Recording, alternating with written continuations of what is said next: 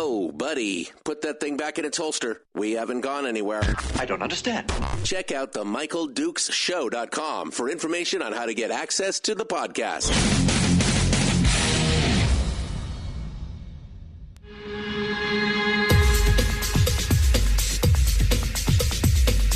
The Michael Dukes Show. The greed and the entitlement is astounding to me. What more could you want from a low-budget radio program? This is a dumpster fire. That was just BS. It is time to get a new perspective. We know just what you need, and we've got just the cure. Open wide and prepare for a steaming hot cup of freedom. I just don't fathom it. The Michael Dukes Show, streaming live across the world. Oh, yeah, baby. Streaming live across the entire world. It is the Michael Dukes Show, broadcasting live, not only across the world, but across the state of Alaska on this, your favorite radio station and or translator, and around the world at michaeldukeshow.com on the internet. Hello and good morning. Welcome to you and to Mr. and Mrs. Alaska and all the ships at sea. News break. Oh, man. Just another beautiful day in paradise, and we are ready to rock and roll and jump into this and get onto it with you. Thursday. Are you ready? Man, it's been like 3 Mondays in a row, and I'm ready for just today to just be like the first Friday, right? It's almost like Friday. I mean, you could see it from here, and that's what we're hoping for. On the program today, we have got some stuff to talk about here in hour one. We're going to hit some headlines. We're going to talk about some of the things going on around the state, and we're going to dive down into the Charter of Changes again because, well, I think it's really the only way we're going to make the changes that are necessary here in the state of Alaska for us to, pull the plane up out of the nosedive that we're in right now. That's just me. Maybe it's just me, but we're going to talk about it because my name's on the program, so we're going to talk about that and do all those things. So that's coming up in hour one this morning. We're going to chit-chat about that and focus in on what's going on. So that's coming up. In hour two this morning, we are hoping to hear from State Senator Mike Shower. Now, he's scheduled to appear today, but he got in pretty late last night and had to fly. He got back into Anchorage, after flying for his day job, and then he had to turn around and fly back to Juneau last night. But the plane had some kind of mechanical problems, and so he didn't get in until super late. So we're hoping that he gets enough sleep to be to call in. Fingers crossed. Fingers crossed. We can hope to hear from him later on this afternoon in hour two. If we don't, we know what happened. I mean, you fly for hours and hours and hours, and then you climb on another plane and you fly for hours and hours. You know what that's like. It's not like he's getting any good sleep while he's riding on the plane rather than flying it. So, but hopefully we'll be talking with Mike Shower in hour two. That is the ideal situation for us today. So we hope that you will stick around for that and we will enjoy it. We'll also open up, depending on what happens, we'll open up the phone lines to take some calls from you, the listeners, to see what's happening. And I'd really like to focus today on, we could do like a new caller Thursday or something, where folks who listen and have never called in, we highlight their calls today. I'd like to see that. If you've never called in and never sounded off or given your opinion on something, maybe you should consider that today. We'd like to talk about that here in just a little bit. But first things first, I guess we should dive down into some of the headlines that are going on around the state of Alaska and things that will affect the state of Alaska. I know we've talked a lot about the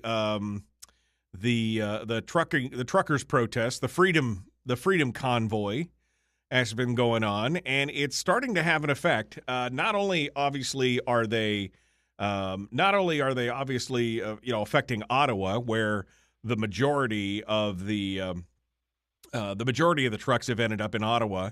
They're basically gridlocking downtown and doing a lot of stuff like that. But the blockade between Canada and the convoy in between Canada and Michigan, where the bridge there in Detroit has also created some other problems as well. That convoy there shutting down the northbound bridge into Canada has forced a shutdown of several and a shutdown and a slowdown at several of the major auto manufacturing plants and has broader implications for the North American auto industry. Meanwhile, Justin Trudeau, peeking out from his basement occasionally, still stands firm against easing any of Canada's COVID-19 restrictions that have been the focus of the mounting pressure from protesters across the country. People, mostly in pickup trucks, entered a third day of protests at the Ambassador Bridge between Detroit and Windsor, Ontario. Traffic was prevented from entering Canada while the U.S.-bound traffic was still moving on. That bridge, by the way, carries 25% of all trade goods between Canada and the U.S., and the Canadian authorities are expressing some increasing worry about what the impacts of that could be. Ford said that Wednesday, part shortages forced it to shut down its engine plant in Windsor and to run an assembly plant in Oakville, Ontario, on a reduced schedule. Shortages due to the blockage also forced General Motors to cancel a second shift for its day at their SUV factory in Lansing, Michigan. Toyota, a spokesperson later on Wednesday, also said the company would not be able to manufacture anything at its 3 Canadian plants for the rest of the week due to part shortages. Now, they said that was more of a problem with supply chain, weather, and pandemic-related challenges, but those shutdowns came just days after the blockade began on Monday. Fiat Chrysler, now Stellantis is the new company name, but it used to be Fiat Chrysler. They reported normal operations, though they have cut shifts short the previous day at its minivan plant in Windsor. Now, a growing number of Canadian provinces have moved to lift some of their precautions as the Omicron surge levels off. But again, Justin Trudeau has defended the measures at the federal government level, including the one that's angered the truckers, which, of course, is the vaccination requirement for truckers entering Canada to be fully vaccinated. And not just fully vaccinated. This was an interesting point.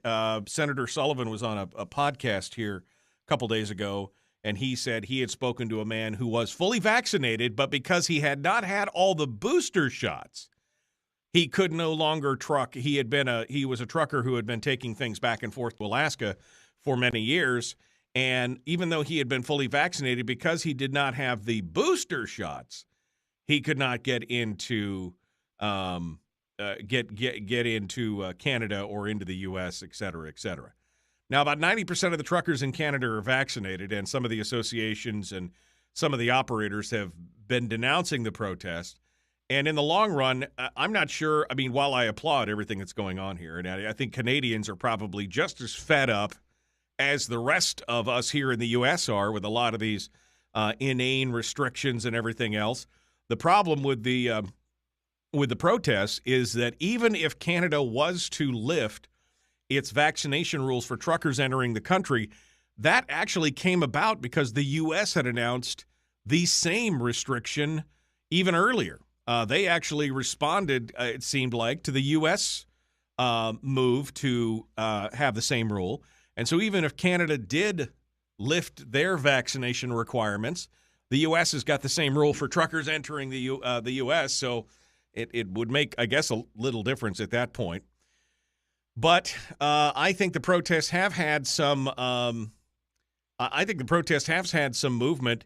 They are announcing that in Alberta, Saskatchewan, Quebec, Prince Edward Island, and Nova Scotia, they all announced plans this week to roll back some or all of their COVID restrictions. Alberta, which is Canada's most conservative province, dropped its vaccine passport immediately because it was requiring proof of vaccination passports to enter restaurants and gyms and movie theaters and sporting events. They had announced that they're dropping their vaccine passport immediately, and they plan to get rid of mask requirements at the end of the month, which, of course, has inflamed some of the opposition leaders to say, that they're giving in to the illegal blockade, and that the illegal blockade is dictating public health measures. Well, I think it's a good bellwether to kind of feel where the public is, and maybe you should take some of that into effect. But as they go through right now, it's still locked down. They've still got the bridge is still closed. Apparently, truckers are having to drive about 70 miles out of their way to Port Huron, Michigan, and cross another bridge there where there's been a lot of delays and everything else. So, I mean, people are still getting in and out, but it's the main artery there is being blocked, and the Freedom Truck Convoy continues to make some headlines. And, good for them. Good for them. Again, Canada is usually, they're so relaxed, as a people, and they're so, sorry. They're so nice and apologetic. And you have to laugh when you see some of these talking heads. And I see there was a montage the other day that was up from all the various major news media outlets and CNN and MSNBC and everything, who were talking about how, they were lawbreakers and they were potential for violence and all this kind of, really inflammatory stuff. And yet when you see all the pictures of them, most of these protesters are there. They're smiling, They're not breaking into buildings and stealing stuff or burning buildings down or dragging concrete barricades across the road and beating on people and all this kind of stuff that you saw at things like the Floyd riots or the CHOP and the Chaz and all these Occupy things. None of those were righteous causes. But this is a bunch of right-wing, racist, Nazi extremist wackos. That's the new mantra. I, for one, I just get so tired of it that anytime something comes up that there's disagreement on, immediately, oh, you racists and Nazis, which was also echoed here in the South Central area. Kevin McGee is the president of the Anchorage NAACP, and he put an opinion piece out yesterday or last night, I guess, in the ADN, talking about Representative David Eastman. And how could you apologize for David Eastman? Because he's a member of Oath Keepers, who we know are all Nazis. I mean, look, I don't agree with Eastman on a lot of stuff. I don't agree. I mean, I may agree with him in principle on some of his philosophies, but the execution sometimes leaves a lot to be desired because it doesn't bring everybody to the table to try and, it's not a convincing where you're trying to convince somebody your argument's right. You're basically bludgeoning them and in a lot of cases being just bombastic for, it seems like, bombacity's sake. But, I mean, this whole thing about Eastman being a Nazi sympathizer and a racist, I find it hard to believe, looking into Eastman's history, that he is a believer in the philosophy of the Nazis. But that's exactly how it comes out. And now the House has continued with its Grand Inquisition. That's what Suzanne Downing calls it, which I don't think is necessarily wrong. With first they were going to expel him, then they were going to remove him from all committees, and now they're going to move a sense of the House, and they're going to we got to talk about this. This is from Grier Hopkins up in Fairbanks, this State of the House thing. So we're sense of the House. We're going to talk about that as well here in a minute. But first, we've got to go to break. So we'll do that, and then we'll take some calls, and we'll continue. We'll continue here in just a moment. So there you go. How's that work out for you? All right. Don't forget, you can join us on Facebook, facebook.com/Michael Duke Show. If you would like to be part of the chat room, that's the easiest way to get there. We're also on YouTube and on Twitch TV. You could drop us an email, me@MichaelDukeShow.com, me@MichaelDukeShow.com. I'm going to open up the phone lines here in just a bit. I see I got a call. I got a couple calls on hold. Apparently, people wanted to talk right away. So I guess we'll start off with some phone calls on the other side before I get into this story on the Grand Inquisition. We'll talk about that in a moment. Don't go anywhere. The Michael Duke Show continues. Your home for common sense, liberty-based, free-thinking radio.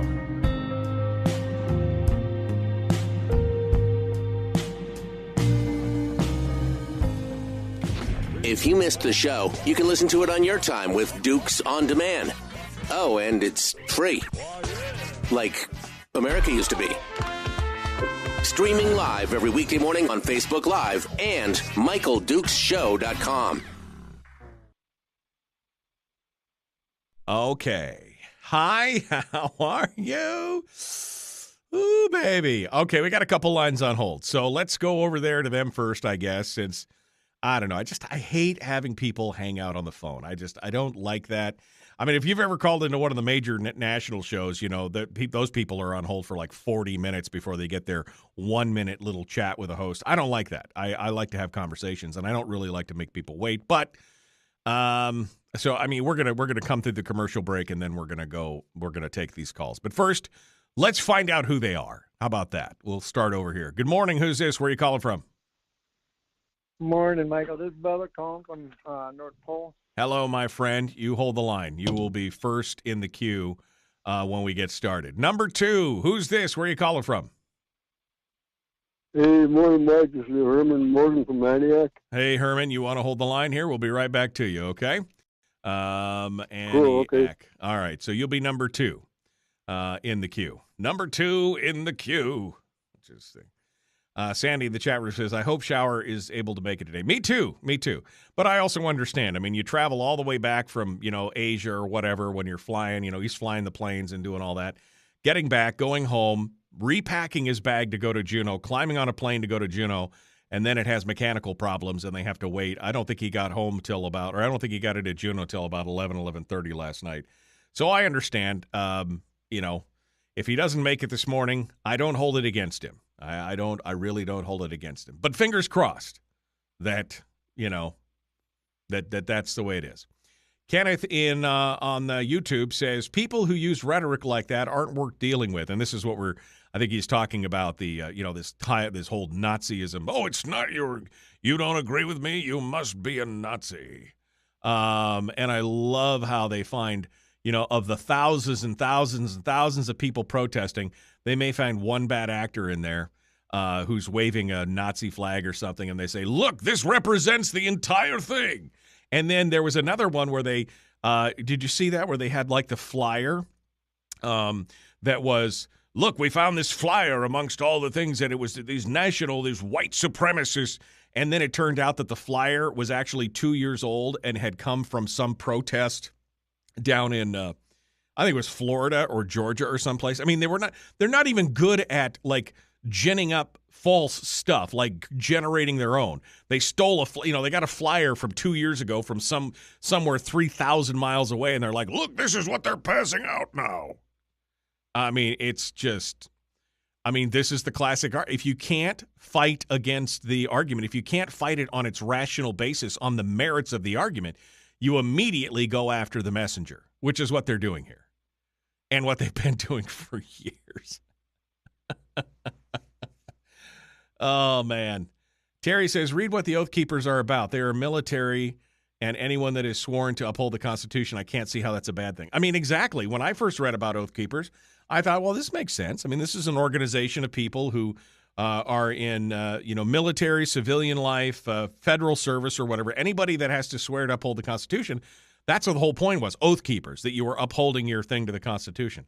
But, of course, organizations change, and maybe over 12 years its membership has slid in a different direction. I don't know. But, I mean, based on what I had seen years ago from Oath Keepers, they were a pretty good bunch. But now it's all persona non grata. Oh, it's all bad. It's all bad because they have 11 That's like saying they found 11 members who were members of the NRA, life members of the NRA, that did something bad, and so the whole organization, all 4 million or whatever members, are corrupt and bad. I mean, couldn't we say the same thing for Congress? I mean, pedophiles and perjurers and, all this other. Couldn't we say the same thing for, well, there's a few bad actors in there, so they must all be that way? Well, I guess that is not far from what I say sometimes, but, You got to be careful of painting with a broad brush on that one. Okay, what else? Part of the globalist plan is how you say homeless people sleeping in doorways. We study moose. Okay.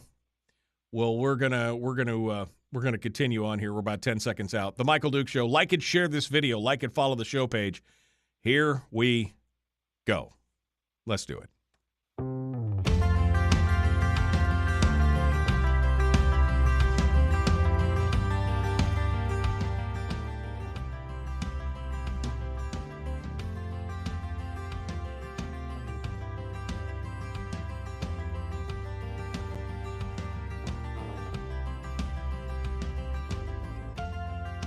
Okay.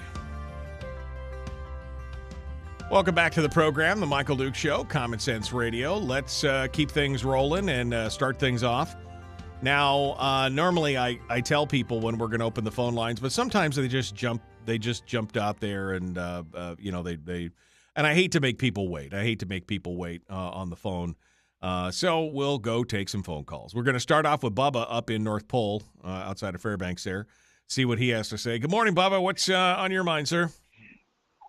Good morning, Michael. This is going to be like a Lars Larson. I agree with you on 99.9% of everything you say, except the other day we're talking about the trucks coming from Tok going to Fort Knox, and you said, man, that's one every 15 minutes. A guy gets 4 trucks, and he could get start a business there. Well, it's an 8-hour trip, right? And there's 4 trucks per hour. So that's 32 hours or 32 trucks just to go one way. So then you got 32 more coming the other direction. That's 64 stinking trucks. It's going to be like a school bus convoy.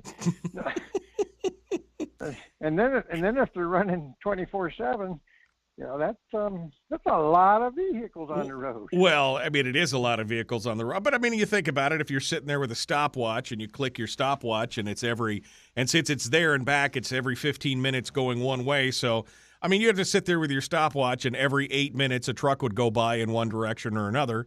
I mean, I mean, yes, it's an increase in traffic. And as Rob Myers pointed out, from Tok to I think Delta, he said it would increase the road traffic by about 20%. But once you hit the Fairbanks area, it barely increases the road traffic by 1%.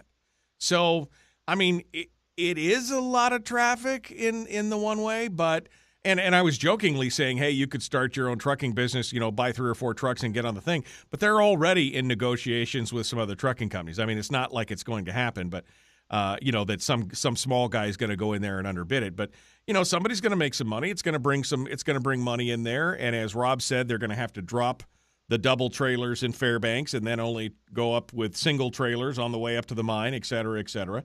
It'll bring some economic impact. But I mean, overall, you probably, like I said, you'd have to be sitting there with a stopwatch. Every 8 minutes, one goes by in one direction or another. It's not like it's L.A. where it's bumper to bumper. You know what I mean? So, I guess somebody said said in the chat room, only in Alaska would we be concerned about the increase of 4 vehicles per hour on the road.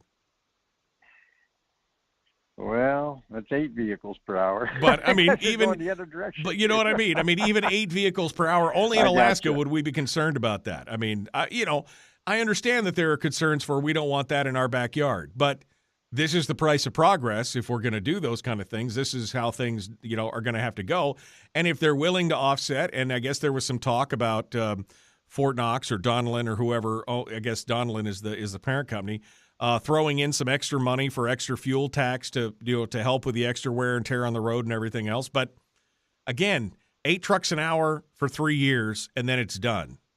I don't know. I'm not necessarily opposed to it. I don't necessarily think it's as big as bad as it was. Maybe if my house was parked right on the highway, I'd be concerned about it. But other than that, I don't know how it would be that big a deal. Yeah. Well, as usual, Mike, you make a lot of sense. Well, I'm sorry. I apologize. You make a lot of sense. I don't want you to have to agree with me 100% of the time, Bubba, but sometimes when I think about things, I come across some good stuff. So, well. There you go. All right, buddy. You have a good show. Appreciate it. Thank you so much. Over to the next caller. Herman is out in Antioch. He's listening to the program, just showing that we are, again, broadcasting across the state. Herman, what's on your mind? Hey, morning, Mike. I've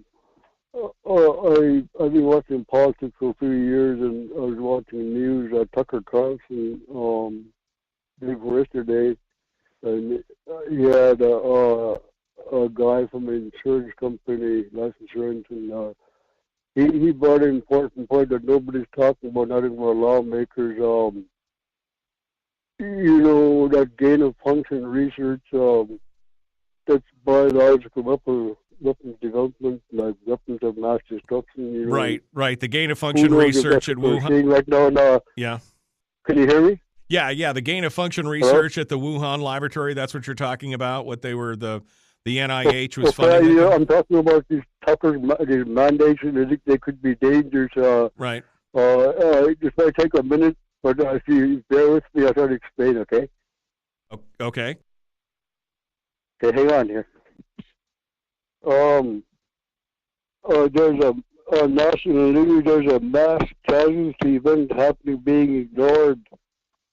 It is suggested that this mass inoculation may be the cause of all these sudden deaths. Otherwise, healthy people who shouldn't be dying. They're saying it's a mass casualty event.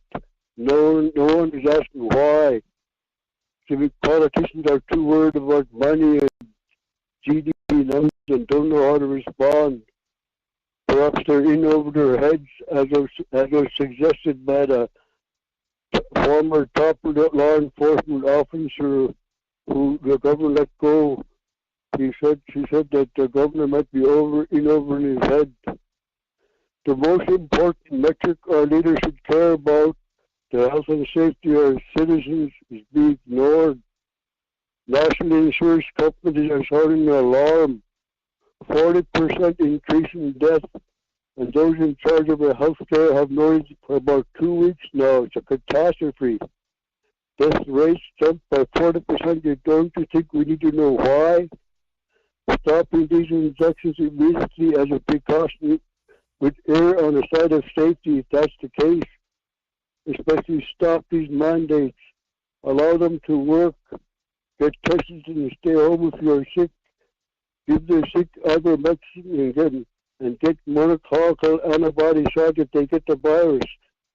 We have natural immunity that's safer and better than this injection. But all they want is the injection of this biological test agent, nothing else. What's going on? Right. Our so-called leaders so preoccupied with other things they probably don't know what to do to our harm. That's unacceptable. They made an oath to serve and protect their actions, not serving outside interests. Right. Lawmakers, this may be the most important thing you can do in your life and the lives of others. Look into this, please. Please do something instead of just worrying about money and re-election. Serve us. All right. Well, Herman, I appreciate it. Thank you for your thoughts on this. I have heard people talking about, the increase in deaths and other things, and I'll be honest with you, I haven't gone and looked at the sources of it to make sure that it's legit. There's a lot of stuff flying around out there on the internet as to what's true and what's not, and it takes some time to kind of suss out what is true and what's not. I'll look a little bit more into this. I know Tucker Carlson covered this about 2 or 3 days ago, talking about some of this stuff. And I'll see if I can get some more information so that I can comment intelligently on it, at least, to see where we go there. Thank you for coming on board and sharing with us. All right, so we were going to talk about this. I would say witch hunt. Suzanne Downing over at Must Read called it the Grand Inquisition. This attack on David Eastman continues.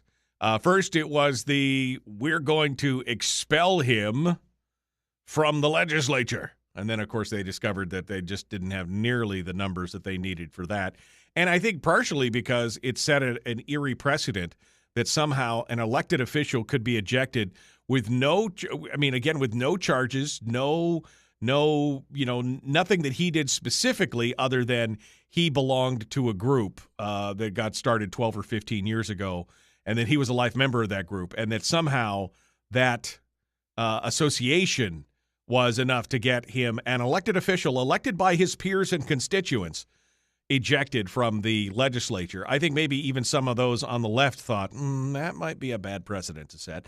So then they decided well, we'll just get him removed from his committees because that's, and then that didn't happen because, again, there wasn't the votes to do it. Again, it started looking like a little bit of a witch hunt. So then yesterday, yesterday, entered into the agenda for today's House floor session on special orders.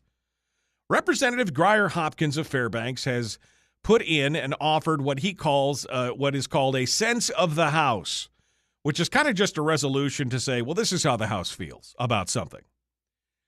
And his sense of the House is a condemnation of Eastman and others. By the way, don't forget that since they couldn't do all that other stuff, they've decided now to hold a hearing on Oath Keepers. Like, oh man, we need to hold so first and foremost, what can you do as a legislature about Oath Keepers other than, they're already announced who they're going to have on as some of the speakers, and they are some of the most vehement critics against Oath Keepers anyway. So, how is this going to turn out? Anyway, the sense of the House says that Eastman has spoken about government, COVID-19 vaccine and mask mandates and compared them to actions taken by the Nazis during the Holocaust, which he Grier Hopkins finds offensive and unacceptable. And so the sense of the House goes on to try and tie all of it together. The January 6th riot, the sense of the House that those who participated in the riot and must be condemned, although Eastman readily admits that he was there on January 6th. There was no proof that he ever entered that. He was part of there were a couple 100,000 people out there in front of the White House, in front of the Capitol building that day. But it was just a very small number of people that actually broke in and were doing, bad actor kind of stuff. And yet, but again, he participated in the January 6th insurrection. Really? So it goes on. Then it ties the Oath Keeper things back into it. And finally, the comparisons between the Holocaust and the government mandates, which people have used, different analysis or analogies to. All of a sudden, they want to condemn. That's literally the words. Therefore, it is the sense of the Alaska House of Representatives that we condemn Representative David Eastman for such statements. Again, look, I don't agree with Eastman on a lot of stuff, and even some of the stuff that I do agree with him on, I don't necessarily agree with the way that he puts it forward. Maybe that makes me a weak-kneed pansy or something because I don't take the strong, virulent, stand-in-your-face, kick-you-in-the-groin stance that David Eastman does. But that still doesn't mean that this is a good idea. This is, people need to forget that this is the good for the goose, good for the gander thing. By the way, remember when there was a sense of the House called before by Eastman over the whole beer pong and the leg wrestling thing and all that kind of stuff? Remember that? Oh, that doesn't matter. That means nothing. Nothing. But all these people are remembering. This is it. This is a cancellation. This is a witch hunt. They don't like him. They don't like what he does. Hey, newsflash, some of his own minority members don't care for Eastman and the style and the way he does things because he makes things harder in a lot of ways for a minority coalition or a minority to work together. It happens. I've heard this directly from the mouths of some of the various legislators who said, hey, we agree with him in a lot of this stuff, but my God, could you do it a little more gently? Could you work it in and maybe win friends and influence people instead of, build enemies and alienate everybody around you? But this is a cancellation. That's what this is, a total cancellation. And, agree with Eastman, disagree with Eastman. I don't think anybody can argue with that. This has just been, this is divisiveness and polarization And the rhetoric from both sides of the aisle is just feeding and those people who are more in the middle, the independents and those voters, I'll be honest, they're sick of it one way or the other. You know, they're sick of it. I mean, even James Carville, right? James Carville got up and said, this wokeism is just stupid and it's killing the Democratic Party. Donna in the chat room just said, members of the legislature are all supposed to be oath keepers. Yeah, you'd think they'd remember that. You'd think they would remember that. But don't worry, they know better than you. I know I swore an oath to uphold the Constitution of the United States and the great state of Alaska, but I'm doing it my way because I know better than... And, you know, if we have to ignore some of those laws, I'm willing to do that because sometimes you have to let your betters make those decisions for you. Right? I mean, that's the whole feeling here. And the fact that this is what we're working on. We're 23 days into what's supposed to be a 90-day session, right? Supposed to be a 90-day session, but could be 120-day. We're 23 days into it, and this is what we're working on.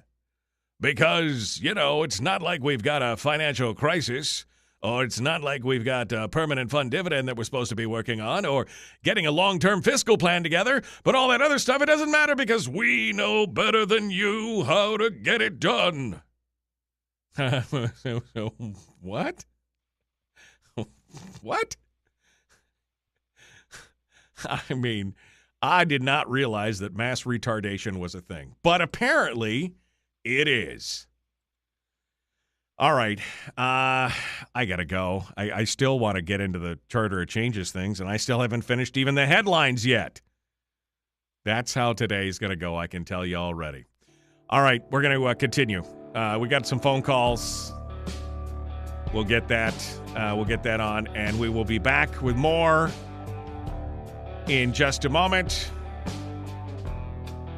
We'll be back right after this. The Michael Duke Show. Common sense, liberty-based, free-thinking radio.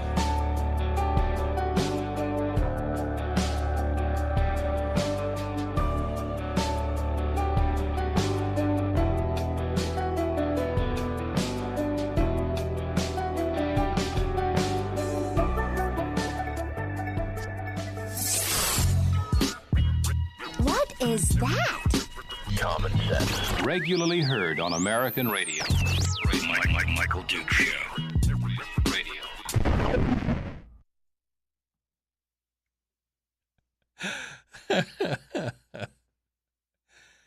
Representative Eastman stands on his morals and principles. He may offend people, but he isn't breaking any laws. Exactly. I mean, exactly. You don't see anybody calling for a sense of the House over Tiffany Zolkowski's support of BLM. You know, you don't see any sense of the House calls over Ivy Sponholtz or Garantar's, you know, mild discussions of defunding the police. I mean, you don't see any of that, but, you know. What the hell?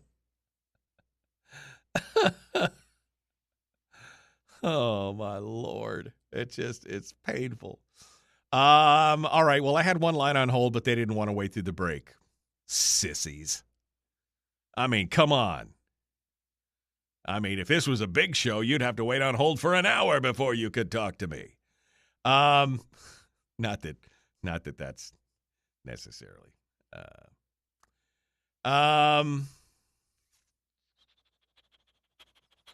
I am joining Oath Keepers, says Michael. Okay, we need to expel eject Natasha, says Sandy. Oh, yeah, a lot of that.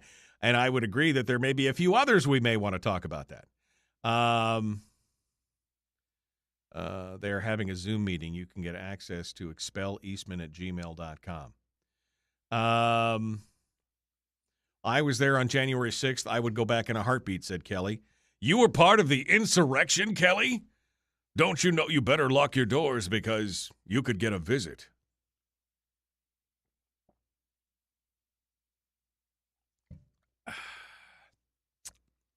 Thirsty work this morning. All those voices. How about we go on a witch hunt on Stooch? She's incapable of leaving the house, and there's no reason for it. I watch 2 House sessions. It makes my head explode at the incompetence. Representative Prox, be very careful. Be very careful. While she's eating. That's what always killed me. There's like a rule in the House of no eating, and she's crunching on something, while she's talking. Prox, be very careful. It's like watching an episode of The Muppets. All the sensitive folks jumped up and cried foul instead of simply studying the merits of David's arguments. Well, that's exactly it. I mean, how many people are, I'm so hurt, and I'm so hurt and offended. I want the government to do something because I shouldn't be hurt and offended. Wait a minute. That's not how it works. It's not how it's supposed. The answer to speech you don't agree with, you know what the answer to speech you don't agree with is? More speech. Different speech. Anthony, I'm becoming increasingly concerned that the crippling rhetoric of the two-party system alongside lifelong career political positions have created a perpetual stalemate of inefficiency in the country. Historically, this point in every empire resulted in collapse. And unfortunately, Anthony is not wrong. Anthony is not wrong. It's Tytler's, it's Alexander Tytler Fraser's Cycle of Empire, right? Which actually was not Fraser's in the long run. It turns out it was somebody else that was quoting. But anyway, Cycle of Empire is kind of prophetic when you look at it. And where are we in the Cycle of Empire? Well, not on the upswing. Let's just put it that way. Not on the upswing. Harold says, I'm a Stoots fan. She's the best Bryce Edgmond puppet I've ever seen. Wait, her mouth moves and you hear Bryce Edgmond's voice? Is that what you're saying? Oh, wait, Lindsay Kelly already says she had to talk to the FBI already because she was there. Oh, man. Okay.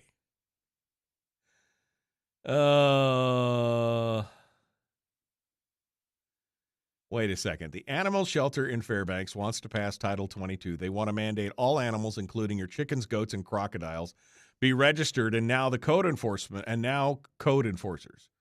Borough meeting tonight at 6 p.m. This is a round of assembly members. Haven't had the pleasure of meeting us all yet. Well, okay, we'll get into that here in just a minute.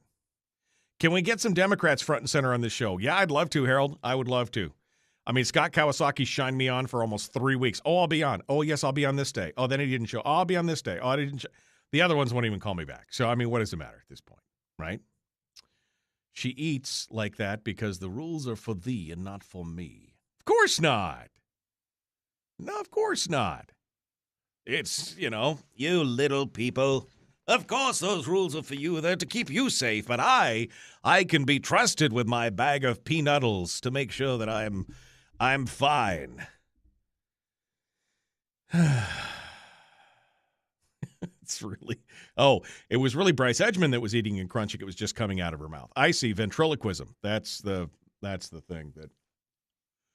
Yeah, we don't have to remember too far back when Chris Tuck was the one that was having to pay thousands of dollars in APOC fines for doing wrong. But no Inquisition there. No one expects the Spanish Inquisition. Here we go. Jumping back in, the Michael Duke Show.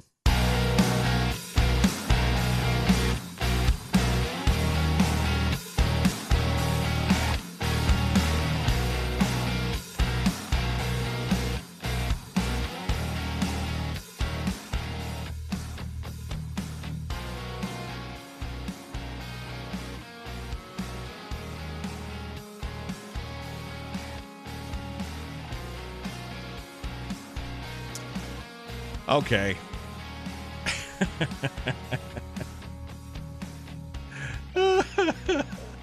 Oh, my Lord. This show this morning is just off the chain. You just have to love this whole, rules for thee and none for me. Which I don't have I have the quote, but I don't have it up on my hotbar right now, so I can't throw it out to you. But the quote of Mike Prax making some kind of comment, and Louise Stutes coming in the end and saying, be careful, Representative Broggs, be very careful, while she's crunching on, whatever she's not supposed to be eating in the chamber, but she's up there chewing on something. She got her bag of peanuts and she's doing her thing. Or maybe somebody else is eating and it's just the ventriloquism talking. I don't know. But anyway.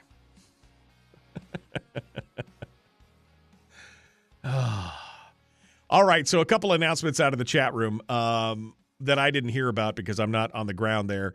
Apparently, the animal shelter in Fairbanks wants to get a new title passed in Borough Code up there in the Fairbanks North Star Borough, Title 22. They want to mandate that all animals, including your chickens, goats, crocodiles, whatever, are registered, and now they have code enforcers. There's a borough meeting tonight at 6 p.m. Kelly says this new round of assembly members, I haven't had the pleasure of meeting all of us yet. Maybe we should show up.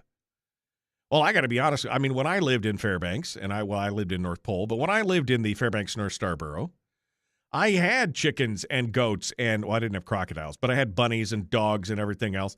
And there'd be no way in hell that I'm going to go down to no, send the code enforcement officers. And send reinforcements. I mean, send code enforcement officers to my house. Make that happen. This is just more stupidity on the part of the borough government. Here's what we need. We need one more layer of bureaucracy to justify our code enforcement officers. So here's what we do. We register everything. You want to have a chicken? You best ask the permission of the government. Excuse me, Your Majesty. May I please be allowed to have one more chicken so that I could have an egg for my breakfast every morning, my lord? May I please do that? No, I don't think so. I don't think you should do that. Well, you can, but you must pay me a registration fee for every chicken because I know best for you, and you should not have goats and chickens on your land because, it might affect the property values, and you can't be trusted with a chicken. You can't be trusted unless, of course, you pay me. If you pay me a registration fee for every chicken, then you can be trusted with it. Otherwise, you are an outlaw. Meanwhile, I'm in the corner stroking my mustache saying, I'm an outlaw chicken rancher. Yeah. Are you kidding me? Oh, they want them all registered and microchipped? I mean, I got to be honest with you. I can imagine people in the Fairbanks North Star Borough looking at a code enforcement officer across the fence, asking, hey, buddy, you got a registration pass for all these chickens? Hey, buddy, you wearing Kevlar? I mean, seriously. You want to cause some more confrontation and divisiveness? There you go, right there. I mean, what?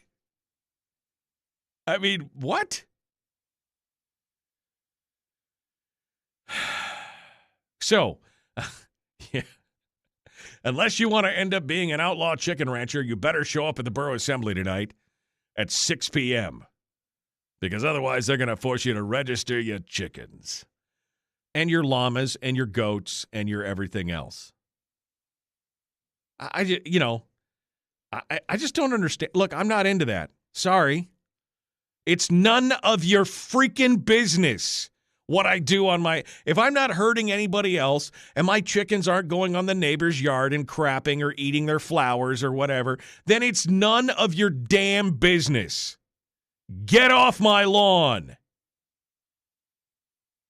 There's no way. There is absolutely no way that I would ever. Well, first of all, I would never comply. I just to be honest with you. When I live where I live and where my property is out there, I mean, I owned an acre and everything else. I was back in the woods and everything else. And, I've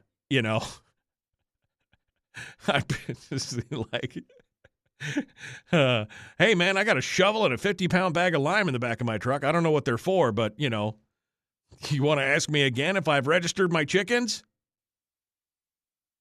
Seriously.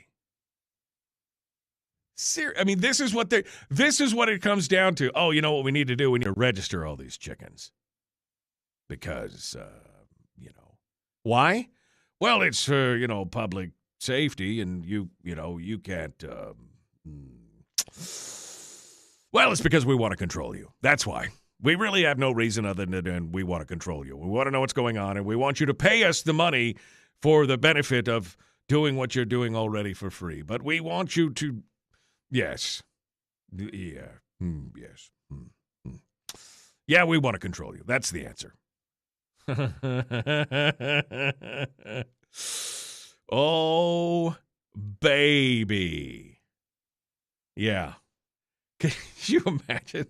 This is like Lexington and Concord, only it's chickens. You know, I mean, it's the... That first shot heard around the world was over Jersey Giants and American sex links. That's what it was about. What? Yeah, they came to take my chickens. They could come take your chickens, too. I mean, I just don't think I don't think the borough wants to get into that kind of business. You know, I just don't. Oh, well, they may want to because they know better than you how you should raise your family. You don't need those farm fresh eggs that are so delicious and full of nutrition that you raised yourself and know that there is no harmful additives or preservatives or hormones given to your chickens. You don't need that. Just go to the store and buy some eggs because, you know, we know better than you how you should eat and live your life and how your children should be raised so they do not know the labor of chores and having to pluck the eggs and having to feed the chickens. That's too harsh. You shouldn't do that. And if you decide to do that, you have to pay us for the privilege of doing that. No. I will not comply. I mean, oh my God, Sandy just said, somebody needs to take a dump truck full of manure and just put it at the entrance of the FNSB building. You know what? I mean, that would be a hell of a protest, right? That's exactly what it is. I mean, I just don't understand the justification for this.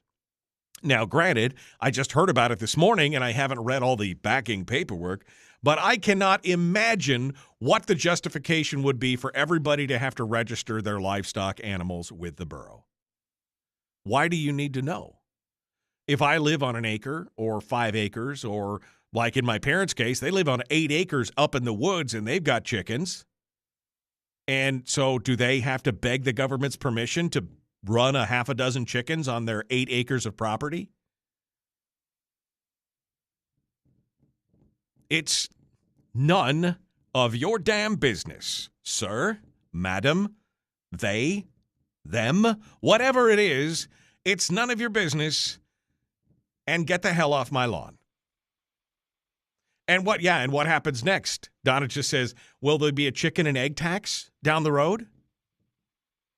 No. This is the same thing I told to the division of what was it, DEC, Environmental Conservation. When I had goats and they're like, oh, we're going to make sure if you're going to produce cheese and sell it or give it to your friends, you need to pass the go to hell line. I'm sorry. See this line right here? That's the one. If you cross that, I'll tell you where you're going to go. No. Again, I will not. It doesn't matter now. I don't live there. But if I were still there, I would not comply. Period. And I know there's a lot of people that feel that way. Oh, man, look at that. I ran right over the end of the hour. I'm so pissed about this. All right. Well, we're going to I'm going to hit this button. We're going to be right back.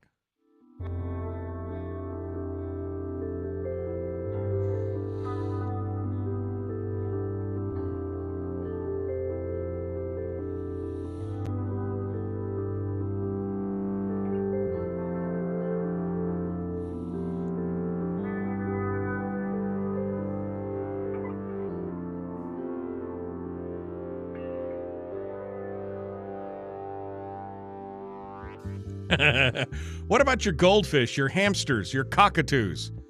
What about your guinea pigs? Guinea pigs are a delicious source of food. If you can, get the kids over the fact that you're, having their guinea pigs reproduce so that you can create a food supply. Guinea pigs are a delicacy down in South America. Did you know that? They're tasty. Tasty. I can't believe it. I actually ran right over the top of the hour. I never do that. I'm just, again, trying to wrap my brain around the idea of some numbskull down in the Borough Assembly building thinking, well, this is a great idea. You know what we need to do? We need to register everything. All right, so I don't know if Mike Shower's going to call in, but I got one caller on hold. So I guess we'll go over there and see what they have to say, or I guess maybe get their name. And I don't know if Mike's going to call in. I'm fingers crossed, but let's go over here to the caller and see who they are. Good morning. Who's this? Where are you calling from?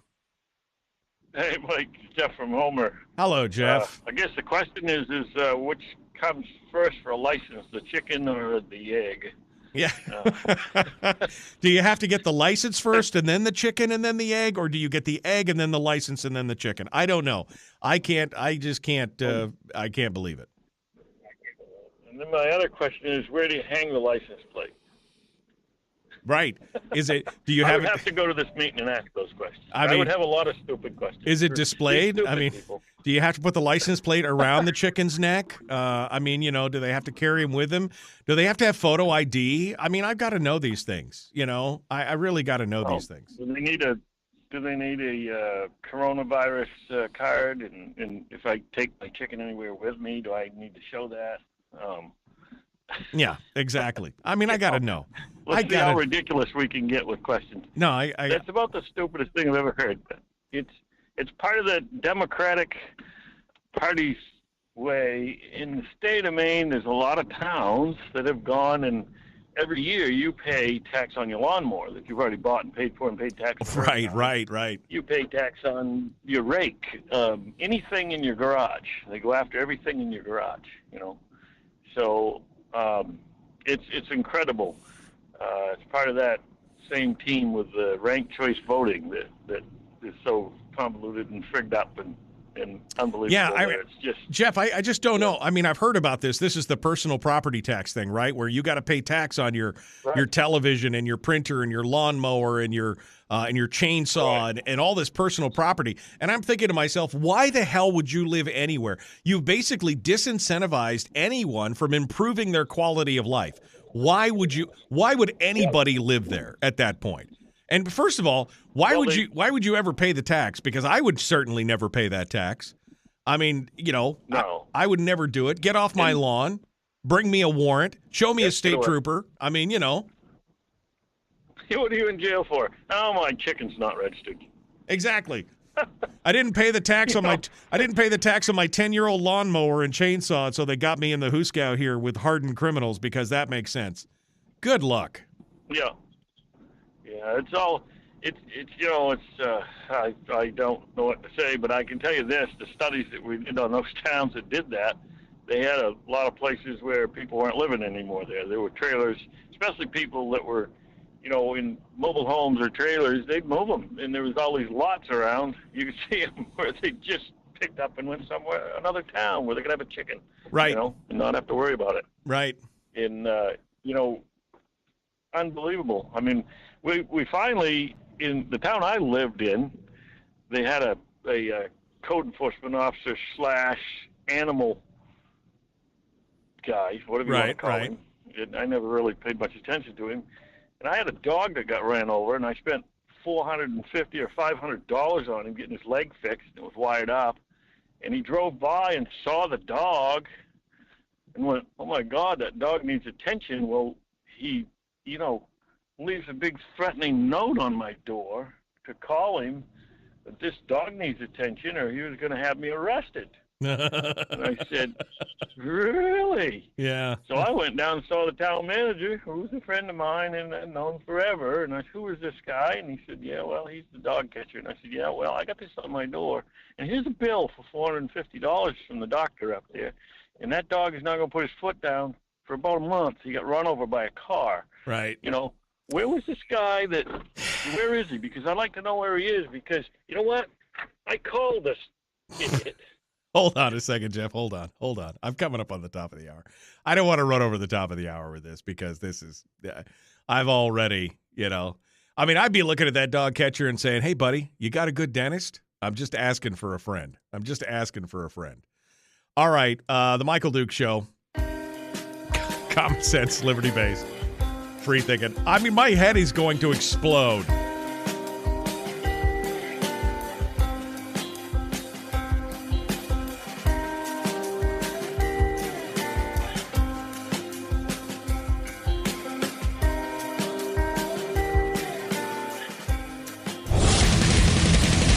Whoa, buddy. Put that thing back in its holster. We haven't gone anywhere. I don't understand. Check out the MichaelDukesShow.com for information on how to get access to the podcast.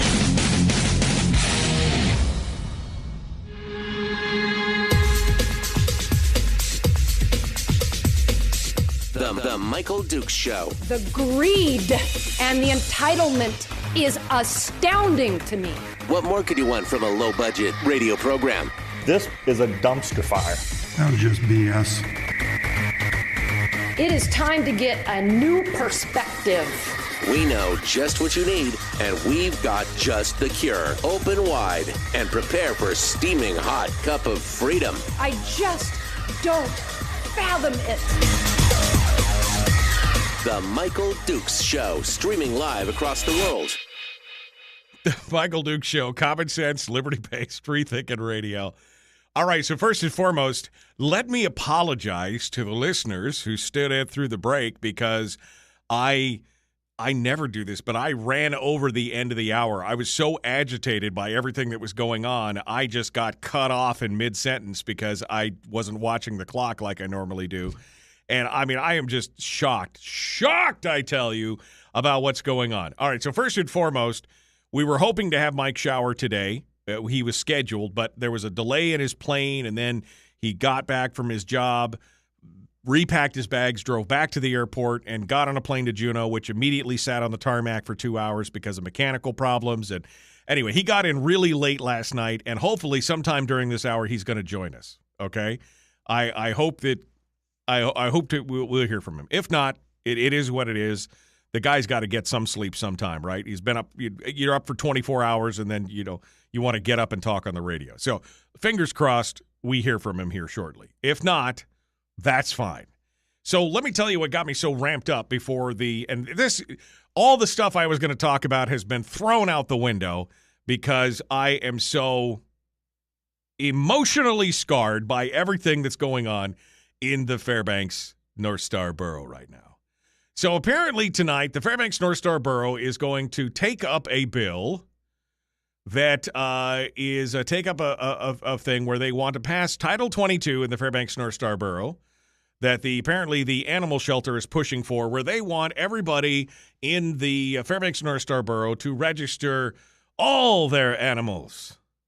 All of their chickens, their goats, their cows, their donkeys, their horses. They want everybody to register their goldfish, their chinchillas, their pet chihuahuas. I mean, everything in the borough needs to be registered. And because, why? Well, we've got these code enforcement officers, and we can't really do anything else, so we might as well get them a job where they can... I say we do this. We make people... We make people and not just register. Apparently, somebody, I think it was Kelly, said they wanted to have them. They want to get them all chipped too. You want to chip all the. I mean, I had like 15 or 20 chickens, and we had 3 goats at one point, and like 2 or 3 rabbit. So what? I mean, I got to pay to have all these things chipped and then registered and everything else to what?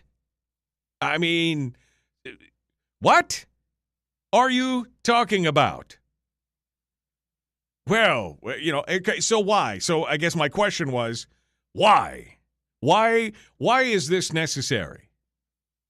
Now, in the last 12 minutes, I haven't had a chance to read the full instructions on why they want this.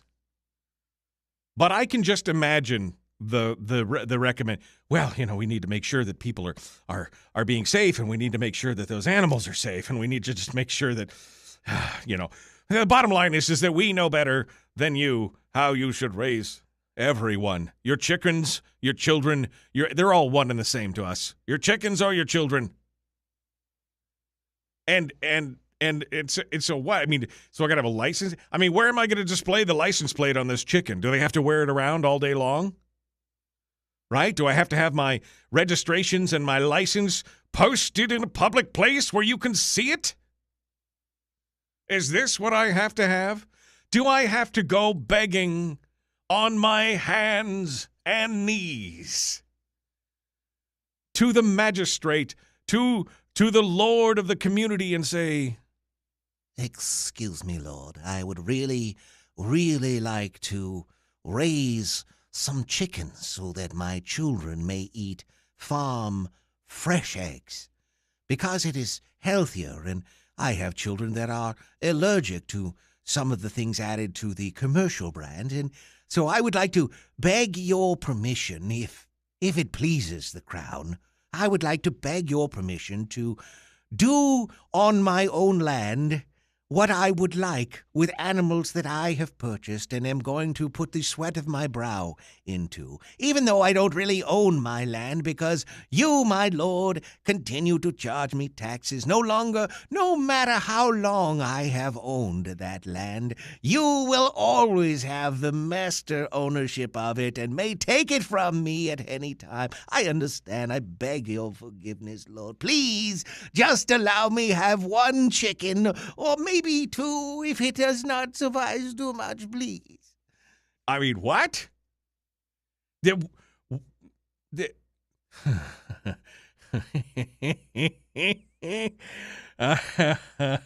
Oh, man. I would love to meet the code enforcement officer who's going to go out and enforce this. I mean, in North Pole especially.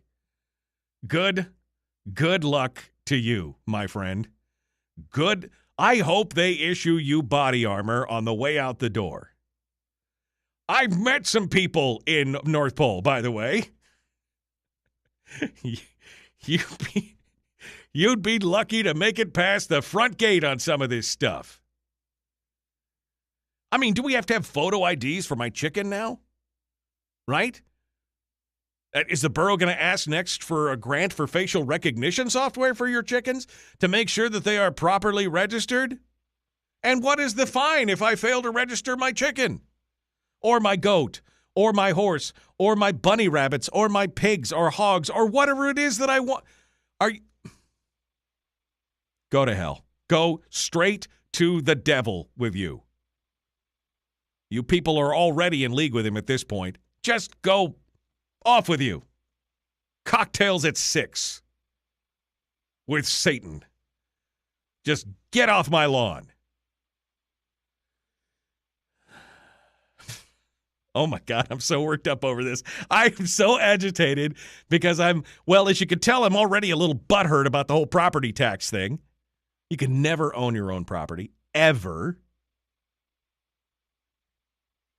And now they're going to say, well, you may technically own that property as long as you pay your rights to the king. You can own that property.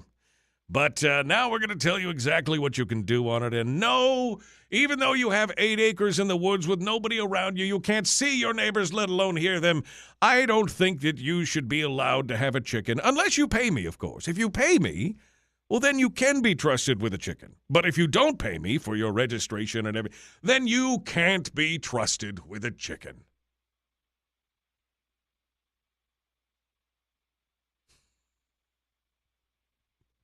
I'm gonna hurt somebody. All right, let's go over to the phones before I lose my mind. Over here.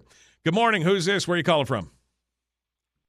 Good morning. This is Pike from Anchor Point, Alaska. Alaska's illegal emu farmer because I am violating the ADF&G's clean list, the clean list that the Nazis at ADF&G enforce on all us farmers and Alaskan residents.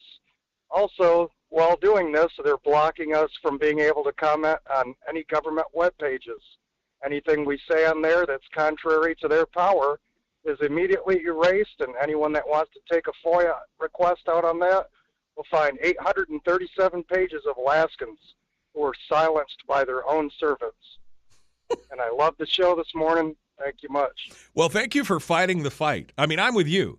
I mean, I literally told the DEC representative at one point to go to hell when they were saying I needed to have my kitchen checked if I was going to give my goat cheese away or sell it to a friend. They told me if they had to.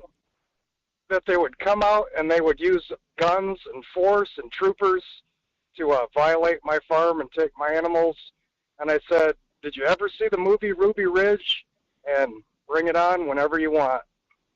I'll live free or die free, but that's I'm right. not submitting to tyranny. Thanks, Pike. I appreciate your call. Thank you for calling in and joining us. When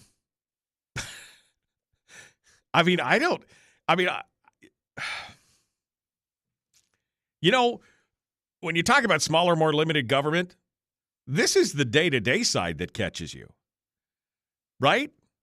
I mean, we're all for smaller, more limited government, and the reason we are is because for stupid things like this. I want to raise emus. I'm sorry, you can't do. Well, I just did, so sorry. I want to raise chickens. I want to raise goats. I want to raise guinea pigs as a meat source. Bah, you couldn't do that. You might harm some child's feelings. I really don't care.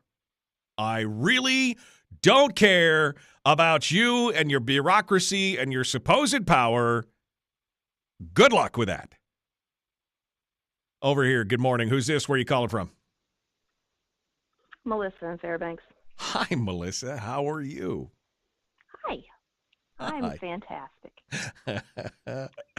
What's on your mind today?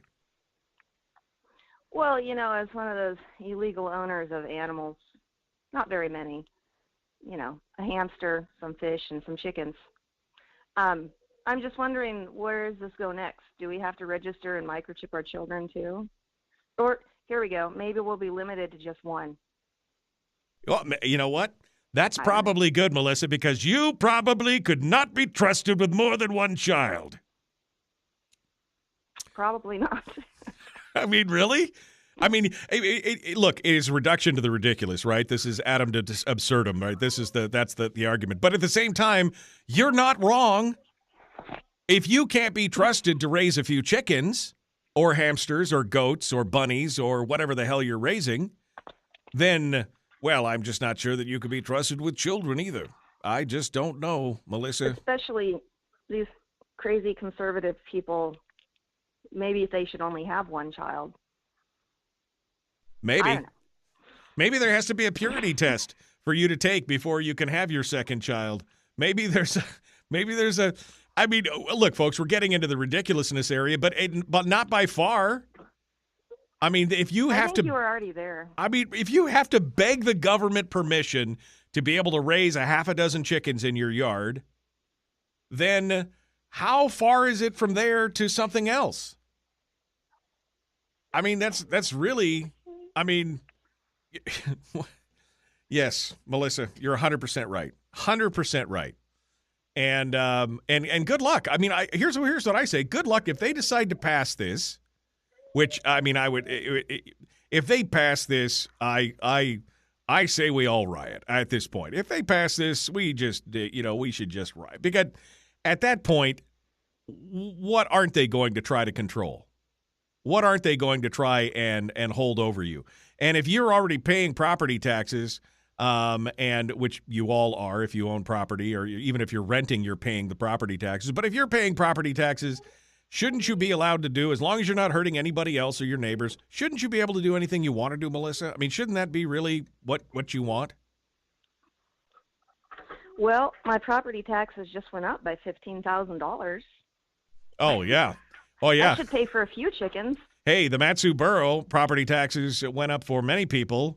The last assessment I saw went up $65,000 where I live. $65,000. Well, I guess I shouldn't complain. We didn't do anything but $65,000 because, we need that money. We need that money. All right. Well, Melissa, I hope that you will say it after me. Say it with me, Melissa. I will not comply. Would you just say that with me? I will not comply. I think I'm going to order 100 more chickens. I will not comply. I think, well, that might be a little bit of an overreaction because I've had chickens, and 100 chickens, that might be a little, I've had like 15 or 20 chickens at one point. 100 might be a little much, but I support you in your decision. I support you in your decision. All right, Melissa. Thank you. I have 20. They poop on everything. They poop on everything. All right. Thank you, Melissa. Thanks for calling in this morning. All right. I got more lines on hold. I'm still worked up about the chickens. Oh, yeah. Are they going to – what about honeybees? I mean, those honeybees, chickens can't do much, but, man, those honeybees could swarm and kill your neighbor. Maybe you should have all of those maybe we should chip every one of those individual bees just to make sure.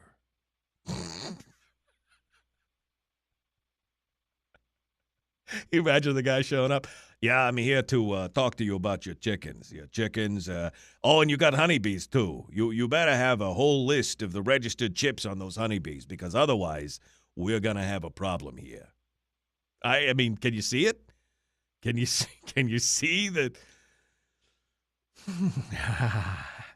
All right, I got a caller on hold. Caller, don't go anywhere. That's an order. I can tell you what to do on this show. Just hold the line, and we'll be back with you here in a moment. I mean, if you have a heartbeat and can breathe, I would just assume that this would infuriate you. If you're okay with this, you know what? That's what I'm looking for. I got a caller on hold. I'm going to take them first. But if you are okay with somebody coming in and saying, hey, you've got a couple chickens, you need to register them. I want you to call in and tell me why. What? Just back me up. I bet you $1 that nobody calls. But if you do, I want to hear from you. The Michael Dukes Show. Common Sense Lady.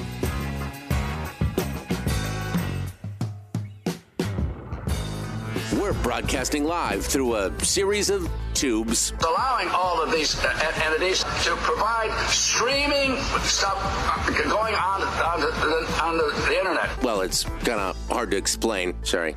Streaming live every weekday morning on Facebook Live and MichaelDukesShow.com. I never wanted chickens, but now I do, just to piss someone off. Ashley, I'm with you. I got to be honest. If I lived there, I would immediately double my chickens. I would immediately buy more chickens. And, I mean, I would give the eggs away for free at that point. Here you go. You have it. You get an egg, and you get an egg, and you get an egg.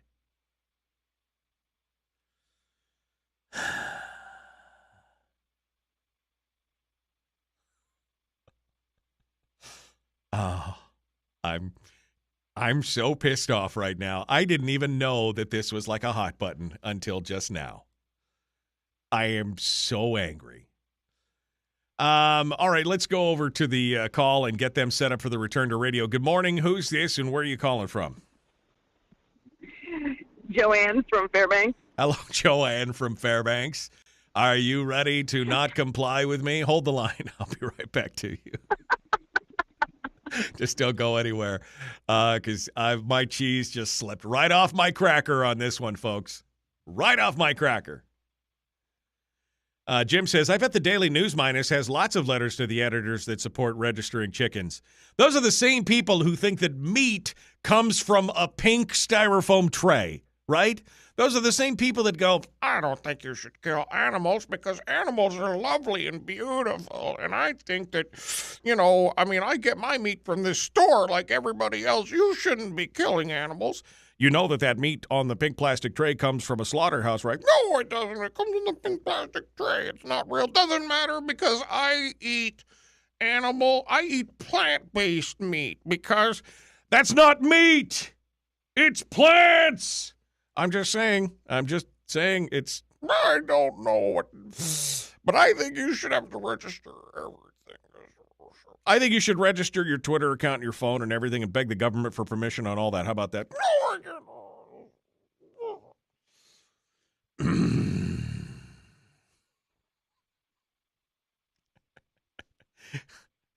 Man, you know what? I would not want to be a code enforcement officer in the Fairbanks North Star Borough. I mean, I'm not joking about the Kevlar thing. I mean, I'm not talking about from me. I'm talking about I met some crusty old timers in Fairbanks. I mean, there are some people out there who'd be like, they've got the They've got the 3 S's down pat, right? That's the shoot, shovel, and shut up. They're like, where'd that code enforcement officer? I don't know. I've never seen him, her, them, ever. They, them. They're never.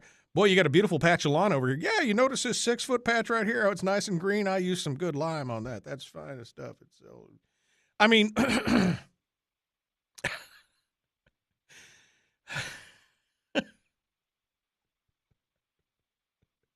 you know, my favorite bumper sticker that I've ever seen in my life, which I have threatened several times to get remade, but I know it would probably put me on every watch list in the world, is an old bumper sticker that said, 2 things every good Alaskan should have in their truck: a number 2 shovel and a 50-pound bag of lime. And some of you won't get that, and that's okay. It's okay. I don't want to shatter your beautiful, perfect worldview. But that was probably the best bumper sticker I've ever seen. And like I said, I've threatened several times to get it reproduced, but I know it would put me on every watch list in the world. Everyone. You're advocating violence. No, I'm not advocating violence. I'm just basically saying I've met some of these people and I know what's going to happen, and it's not going to be good for you. If you're walking around with your emblazoned star on your chest saying, I am the Fairbanks Borough Code Enforcement Officer, I'm here to talk about your chickens. All right. I've got a second caller up here, so I better be a good radio host. I'm going to get their name and where they're calling from so we can bring them back on the radio. Good morning. Who's this? Where are you calling from? Carlene in Kodiak. Okay, Carlene, my dear, you hold the line. Don't go anywhere. You're number 2 in the queue, right behind Joanne from Fairbanks. Well, folks, you could like and share this show, but it's probably going to get me arrested, so you don't have to bother with that. But make sure you like and follow the show page and subscribe and ring the bell on YouTube. How about that? Here we go.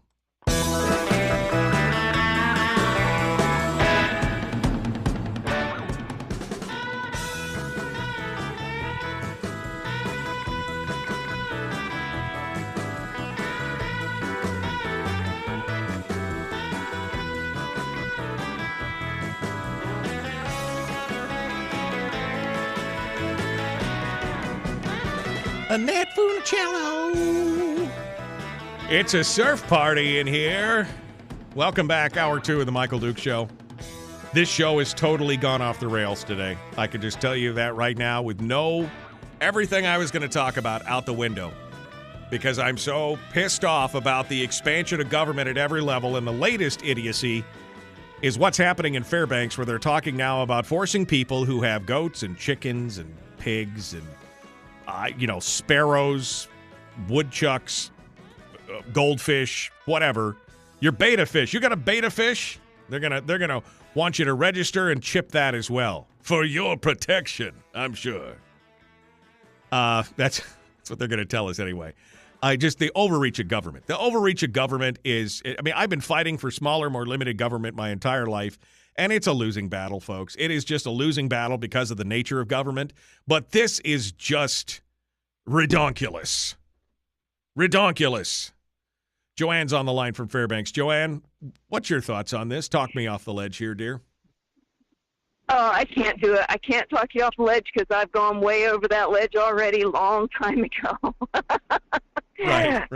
I initially called to say if the government would allow us to have properties that are bigger than a half an acre, it might be a little easier to have chickens that don't bother their neighbors. But the subdivisions that are made today are so tiny little lots that you're basically sitting in the backyard of your, don't get me started on real estate right now. Okay, so chickens.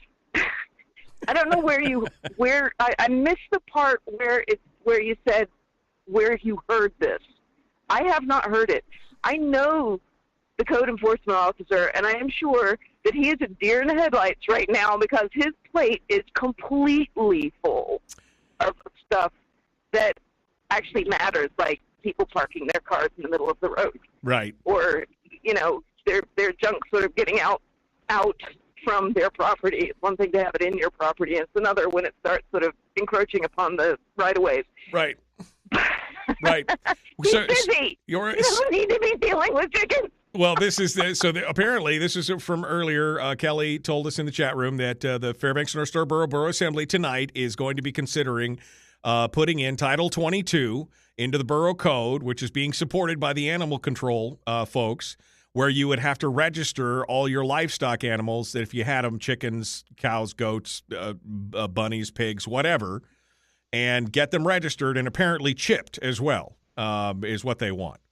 And again, this is the first I heard about it this morning, so this is what's going on. But I'm just saying, it doesn't. First of all, it doesn't surprise me because, tyrants gonna tirade, dictators gonna dictate. That's what happens. You give them the power, that's what they want to do. And maybe it's not as bad as I'm putting out there, but even the thought that somebody would even bring this up is enough to make my just blood shoot straight out from my eyeballs at this point. Yep. Yeah. And again, good luck to the code enforcement officers. Good luck to the code enforcement officers out there. Like you said, they're probably already busy doing other things. But, even if they made this into law, what code enforcement officer is going to climb over somebody's fence and say, hey, you got your licenses for them chickens? I'm just... Yeah, not going to happen. Yeah, It's not going to happen unless there's a problem. If there's a problem with your chickens, that they're not being treated correctly, or they're getting loose and they're coming over and, doing whatever to your neighbor's place, that's entirely different story and doesn't take registering of your chickens to make there's already a code problem. Yeah, there's laws on the books already, right? Exactly. If your dog is over in the neighbor's yard tearing up the lawn or crapping in front of the front door or fighting with your dogs, or your chickens are running amok in the neighborhood, or your cow trundles off to the highway, there's ways to take care of that, right? If you're not taking care again, but if it's on your own property and you are not hurting anybody else, it's none of your damn business. So. All right. Well, this is the first I've heard of it, so I'm going to check on that, and thank you for putting it on the show, because that's just absolutely insane. Yeah. Well, Joe. We may as well live in the lower 48. Well, yeah. We already pay ridiculous taxes. Oh, and now they want to claim that, well, just because your taxes or, your property values are going up doesn't mean your taxes are going to go up. We might even be able to lower your taxes. Yep. BS. Your property taxes go up when your value goes up. Even if you lower the rate, they're still going to make it go up because they want to have the extra money. Wait a minute, Joanne. Now, I are a graduate of Lathrop High School there in Fairbanks, and I think I can do me some math. So if you got 14% of 100, and then you raise my value to 150, I think that mandates that you're going to get more money. I don't see how you get less money out of that. But again, I are a graduate from Lathrop High School, right? I might not be the smartest tool in the shed, but there you go. So the property taxes in Fairbanks thing, they're outrageous. Yeah. $4,000 a year on a trailer, for crying out loud. Come on. Yep. There are properties out there that are over $10,000 a year in property taxes. Yeah. Well, they're not that big. They're not that fancy. No, they're not. I don't even want to tell you what I have to pay for property taxes for my burned out husk in North Pole. My house burned down. I don't even want to tell you what I have to pay for that. It's astonishing. Joanne, thank you for your call. Rob Myers in the chat room says, it's okay, Michael. They made anonymous code complaints legal last year. Now they have too many complaints to handle and want to hire another code enforcement officer to take care of them. Again, better go through tactical combat training for those new hires. That's all I'm saying. Carlene is in Kodiak. Carlene, what's on your mind? Yep. Hello, Carlene. Carlene. Are you with me? I don't know where Carlene went. All right. So maybe Carlene will call back. on this. We got a couple more calls. Oh, there, Carlina. No, she's gone. Let's go over here. Good morning. Who's this? Where are you calling from? This is Jim in Fairbanks. Hello, Jim. What's on your mind? Can I change the subject? Sure. Why not? The Kinross proposed hauling ore from Tetland to Fort Knox. Yep. Are you aware of this? We have talked about it extensively this week. Okay, I missed it then, but just wanted to make sure it's being presented to the public, and that there's some input on it, because it's I don't know. What are your thoughts on it? Well, I mean, I guess I would echo the comment that somebody made in the chat room the other day that said only in Alaska would 8 vehicles an hour be enough of an increase for people to really be worried about it. It's a 3-year short-term project. I see it as economic development. I know that between Tok and Delta, Rob Myers came on the program and told us that between Tok and Delta, it's going to increase the traffic by about 20%. But once it hits the Fairbanks area, North Pole Fairbanks area, it's only going to increase the traffic by less than 1%. So I don't know if it's much ado about nothing, or, I'm not opposed to it at this point. My understanding is it's 200 trucks per day, and it's 250 miles from Tetland to Fort Knox. Okay. And they want to use the highway. So you think about 200 trucks, and that's 250 miles just one direction. That's like every 8 minutes, and they'll be pulling doubles. Yep. And it's 24/7 through 365, and the proposal was for 5 years, is my understanding. Okay. Again, you think about how much wear and tear that is on the road, and the environmental impact, and it's a private industry using state roads. But private industry uses state roads for everything. I mean, there's no private roads, right? I mean, and I guess you're talking about the Red Dog Road, but that's a good point. But do you think that 200 trucks a day is not going to have an effect on the road and the maintenance of the roads? Donlin has also talked about paying an extra fuel tax to the DOT for that as well. Okay.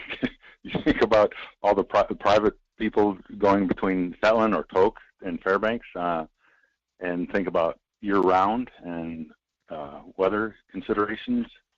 Well, if one of those trucks goes sideways in the road and plugs things up. I mean, sure, the possibilities of more road traffic or more hazards or anything else are there. They've talked about putting, I guess they've designed something like 14 new pullouts between Tetland and Fairbanks to help try and accommodate this and everything. I mean, look, is it going to put more pressure on the road? Absolutely. Is it something that the road can't handle?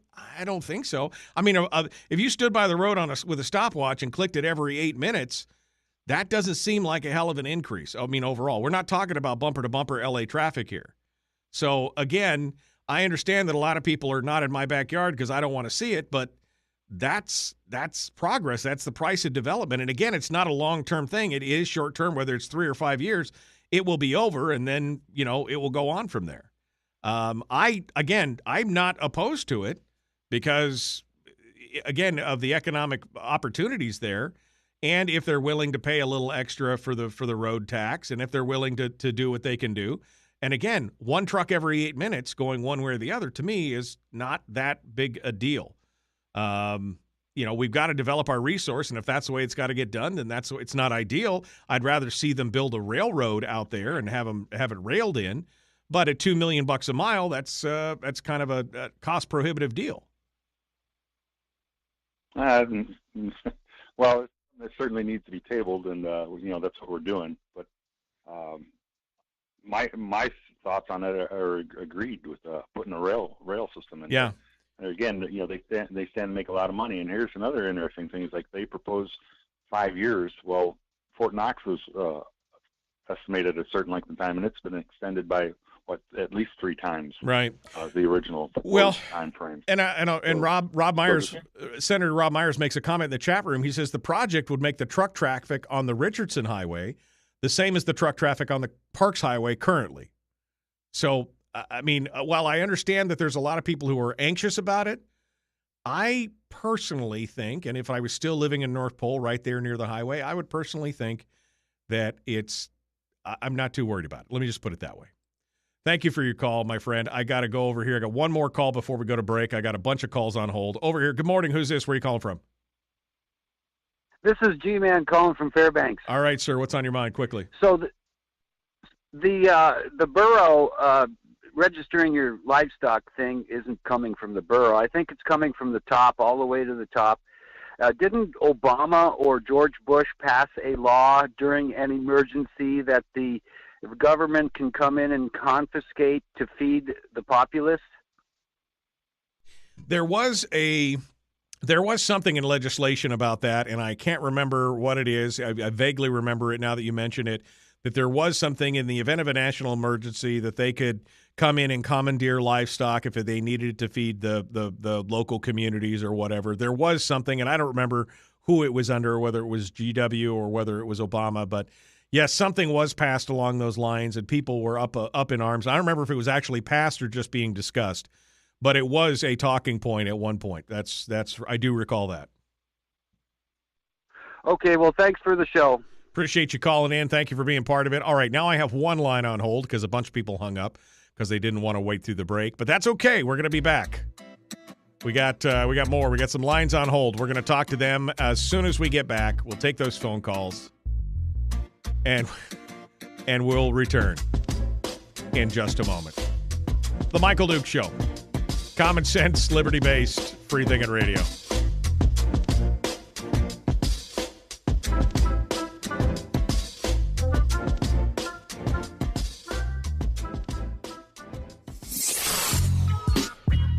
What is that? Common sense. Regularly heard on American radio. Michael Duke Show. Radio. Okay, we're in the break. Okay. Wow, this show just got real. Let me scroll back. Well, you guys have been verbose here this morning. With that bumper sticker, you actually should have the lime and shovel when pulled over, says Timothy. That's true. I mean, you should have a number 2 shovel and a 50-pound bag of lime in the back of your truck at any time that happens. When the food security becomes an issue, your neighbors will be knocking at your door for eggs. Are the chickens registered to vote?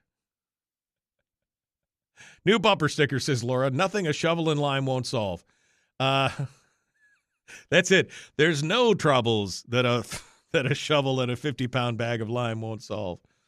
Can I file them as dependents on my taxes, says Ashley. Her chickens. I don't know, probably. Let's see. The 4-H club does that. They keep counting your animals. Kind of wondering what happens to the chip when you eat the chicken. I don't know. I had egg layers, not meat chicken, so that was never a problem for me. Kelly says, no, that's BS because the shelter doesn't even check on abused dogs either. And I saw somebody mention, what about the sled dog mushers? All the mushers now are going to have to get all their dogs registered and chipped. And I mean, I think most of them probably chip their dogs anyway, but they're going to have to go out there and get all them registered as well. You are online. Well, kind of wondering. Oh, you were online with the animal control shelter when they get called that there's a chicken in the movie theater. Oh, if you eat the chicken with the chip, then you get yeah. Who would ever have thought we'd actually be talking about registering and chipping chickens and goats? It's insane. I mean, I'm from the government and I'm here to help you. But first you have to beg permission for it. I'm sorry, could I could I please exercise some freedom if it pleases the king? No for you, not for you.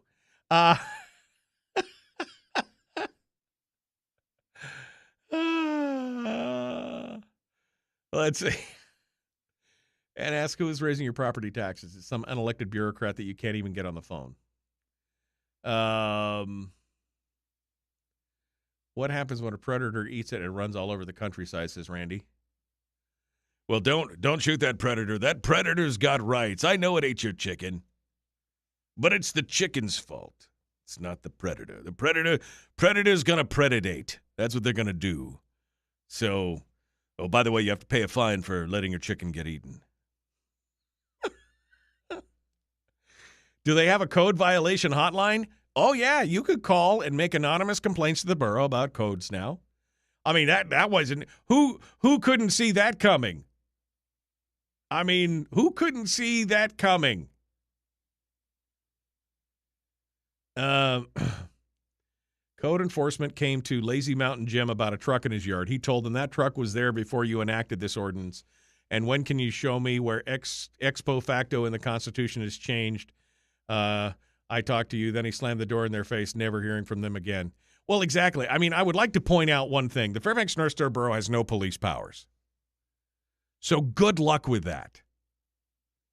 Good luck with that. Yeah, rat out your neighbor. Absolutely. That's what they're encouraging. If he thinks your neighbor is, he may be not with the program. So feel free to call us if your neighbor does something you do not like. We will send him to the gulag. Do not worry. We will take care of it. So just send your neighbor, your mother. Yes, call on your mother. If your mother does something wrong, it is your duty to call it in. Absolutely. Your mother, your grandmother, your father. Oh, yes, your sweetheart. Call in on them. Absolutely. We will reward you. That is your civic duty. You must do it.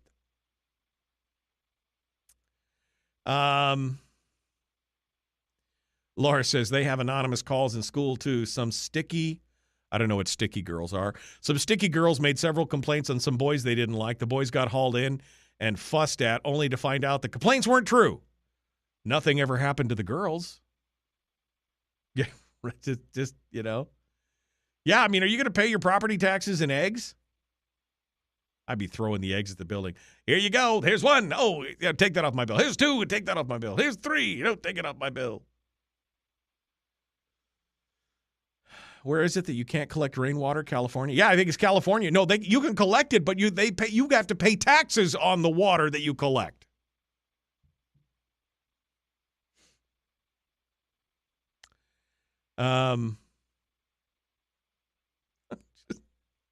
I'm sorry. I've tried to read through these comments really quick. I've only got 30 seconds. A shovel registered. Do you have to register your shovel? Is it an assault shovel? If it's an assault shovel, you better register that thing. I'm telling you right now. Mine is not. Mine is a protection shovel. Mine's a garden shovel. It does not assault anything except dirt. All right. Jumping back in. Like and share. Like and follow. Here we go. No, what I meant was, here we go.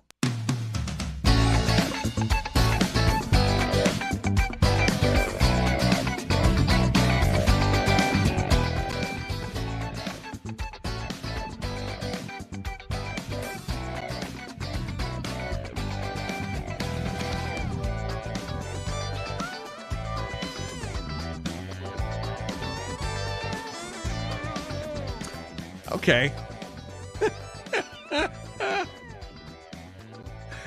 Oh, man. This was not the show you were expecting. No one expects the Spanish Inquisition. But this is the show you got. Smaller, more limited government. Say it with me. Say it with me out loud. I don't care where you are right now. Say it with me out loud. Smaller, more limited government. I mean, should you have to go to the government and say, please, sir, could I please have a small animal to teach my children responsibility and to feed them? No? Okay, I'll just roll over and wet on myself and do what you tell me to do because you obviously know better than me, sir, how to live my life.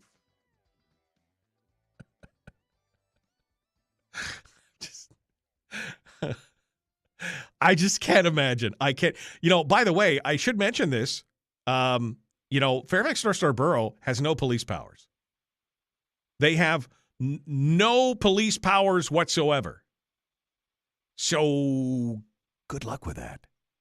When I was on the assembly, there was somebody who had been fined for having a junkyard, even though the junkyard had been there prior to the ordinances being out and everything else. And he had basically just ignored the fines. And you know what they did? Nothing. They never even took him to court because he basically said, he basically gave him the finger and said, Get off my lawn. Let's go over here to the phones. Good morning. Who's this? Where are you calling from? Hey, this is Herman again. I'm going to do a follow-up on Herman, Herman, I got a bunch of more phone calls here. We're talking about something else right now. So go ahead. I'm telling you why our lawmakers won't listen the way they are, because they have until 2023. That's how far their contract goes. And you're talking about looking into these sudden deaths. Check out Upper Coast. They have a new graveyard. Kind of sad to say that, but they get money, so that's the reason a lot of them are not doing anything, because they know they can get reelected, and they got to spend the money to 2023 along the part of their mandate. All right, well, I'll take a look at it, Herman. Thank you for calling in. Let's go over here. Good morning. Who's this? Where are you calling from? Arlene in Kodiak. Well, good morning. Michael. I'm sorry, we lost you earlier. What's on your mind? Welcome to the swamp. From the dog catcher all the way up the food chain, it seems like things are done at the code enforcer's discretion. It seems like they decide who to come against, just like David Eastman. And this reminds me of what has happened to the organic farmers. You know, they have goats for milk, or right. People just show up and close them down. So it just seems like they're trying to stop people from growing your own food. Sure. And it just feels like people need to take control of your life. Well, sure. I mean, they want to breed the independence out of you, Carlene. They want you to be dependent on the government. They want you. I mean, I remember the argument, again, this is going back to my day when I had chickens and goats and we were fighting with DEC over this, is that they would say, well, you know, people could get sick off your, you know what? And I'm like, well, it's possible. But if the people want to buy something from me and they trust me enough to know that I've done a good, they're being adults, right? Well, we're just doing it to protect people. And well, but they're adults, right? They can make their own decision. They know that I'm not a professional milk processing plant with pasteurization and everything else. They know that it's raw goat milk or raw cow's milk or whatever else is. They know what they're getting. Well, but, you know, we know better than you how to get off my lawn. Yeah, I mean, that's just get away from me. That's what they want, Carlene. They want to breed dependence. Like you said, they don't want food independence. They don't want people growing their own food and having their own livestock and being able to take care of themselves. Ideally, we should all be dependent on government for one thing or another. It's about responsibility. And my mother was so meticulous when she canned all of her smoked fish and canned salmon, and so that there wouldn't be a bone, and then you could get botulism from the lid. So now, if somebody gives me a jar of halibut, canned halibut, I look around and see, are they sloppy, terrible housekeepers? Am I going to be safe eating this jar of halibut? It's my decision. Yep. You know. It is your decision. But they want to take all those decisions away from you because you know why? Some people make bad decisions, Carlene. Some people make bad decisions, and when they are faced with the consequences of those bad decisions, instead of facing up to the music and saying, well, you know what? I suck. I made a bad decision. They go to the government and say, you've got to protect us from ourselves and our bad decisions, so you have to do something about it. So they create a whole government bureaucracy to come down on everybody else who can make good decisions to protect a handful of nitwits who can't make good decisions. That is government in a nutshell. But that's how I learn, and that's how I grow up and mature as a person. I make mistakes, and then I decide I sure don't want to do that again. Well, don't worry, Carlene. Pretty soon they're going to have a registration and a requirement for you to get approval to grow up because, you know, you may not have done it right. You may not have done it right. So, all right. Thank you, Carlene. Thanks for calling in this morning. I mean, it's ridiculous, but that's what we're talking about. Every level of government. Every level. Well, we need just to make sure. Why? Well, because we want you to. I mean, why do you need to have my chickens registered? I mean, that should be the biggest question. Why?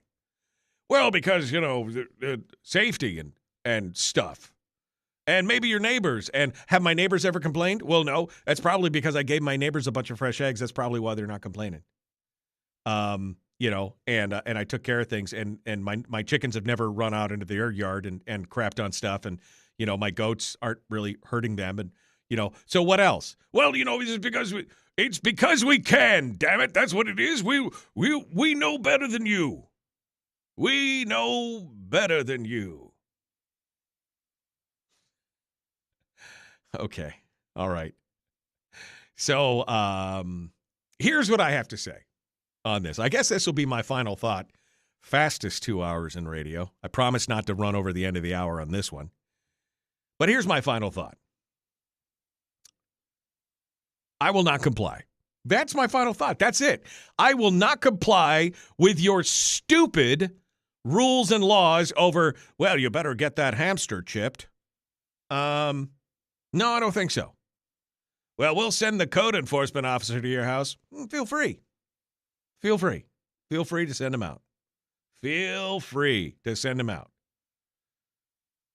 There's the property line. He better not cross it. If he wants to call at me from the edge of the property line, feel free. You got a warrant, buddy? No. Okay, bye-bye. I mean, I'm sure some of these code enforcement people are just trying to do their job, but maybe they should think about getting another job. Because they will run into some old cantankerous coot back in the woods that basically says, get off my lawn, and when they don't, well, there'll be a whole lot of SSS out there going on. You may need to Google that later. But you know what? If enough people stand up and say, I won't comply, guess what happens? Well, the law pretty much becomes moot at that point. And they either are in danger of making themselves an Irish democracy in the borough, which really I have to laugh because, again, the borough has no police power, so they're going to try and fine you and do other things, and, you can ignore them. Their history, their track record with that kind of stuff is not great. But basically, you just say no. The law is ridiculous. That ordinance is ridiculous, and I am just not going to comply. Sorry. That should be the mantra. Maybe that makes me an anarchist. I don't know. But I just know that I am sick to death. I am up to here with stupid laws that make no sense, that do nothing but grow the bureaucracy and try and stretch government power. See, here's the thing. If you give into it, if you allow them, you say, it's not that big a deal. It's just, I'll just do that. Well, then the next time it's something bigger. And as Melissa or Joanne, whoever it was, said, maybe next time it's your kids. I mean, maybe they're chipping your kids. I don't know. Out of time. The Michael Duke Show.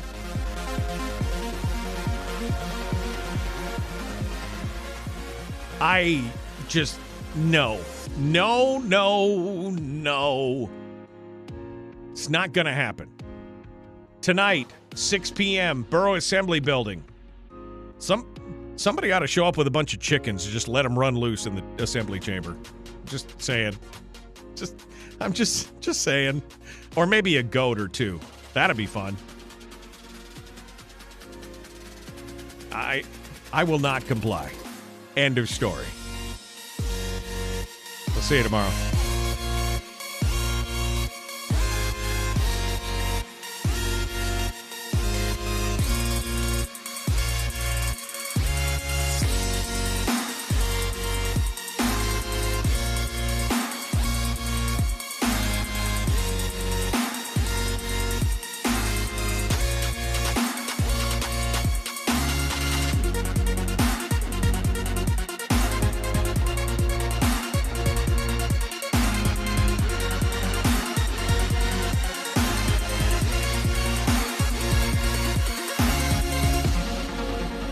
The greed and the entitlement is astounding to me.